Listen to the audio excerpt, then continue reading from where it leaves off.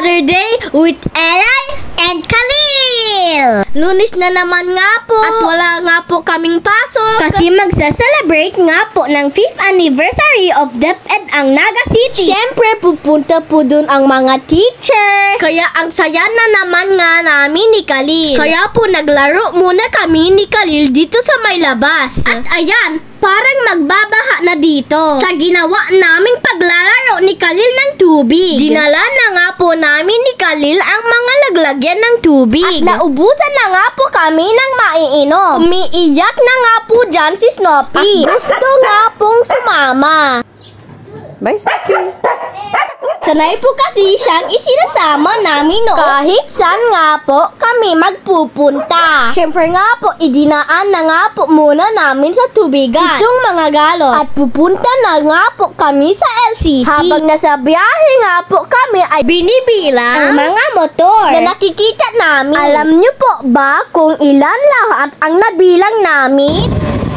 60, 261, 262, 263, 264 hanggang 64. Ilan lahat?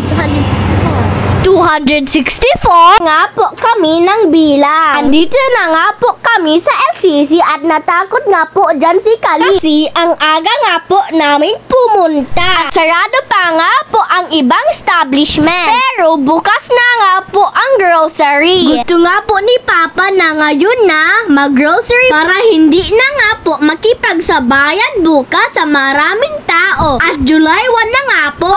Birth month ko na po. Malapit na ang birthday ko. Excited na ako! Pagkapasok nga po namin, biglang sumuot dito si Khalil. Buti na nga lang po, nagkasya siya. Hindi siya na-stop. Pinayagan nga po kami ni Mama at Papa na pumili ng gusto naming pabango at pulbos. Para nga po, hindi na magdadala si Mama sa school. Tuwing bibihisan kami pagkatapos namin mag-lunch. Kaya nga po, tig-isa kami ni Khalil ng pulbos sa pabango. Bigla nga po dyan nag-brown out at bumalik din naman agad. Siyempre, hindi mawawalan ng pasalubong si Snoopy kahit sobrang arty niya. Parang ako si Ella. Bumili nga lang po kami ng mga pangbaon namin sa school at iba pang stock sa bahay. Pagka-uwi nga po namin, ay ginawa ko na nga po ang assignment ko kasi modular nga po kami ngayon araw. At bukas nga po ay regular class na po. Hanggang dito na lang po muna guys. See you next time. Bye-bye mga beshi!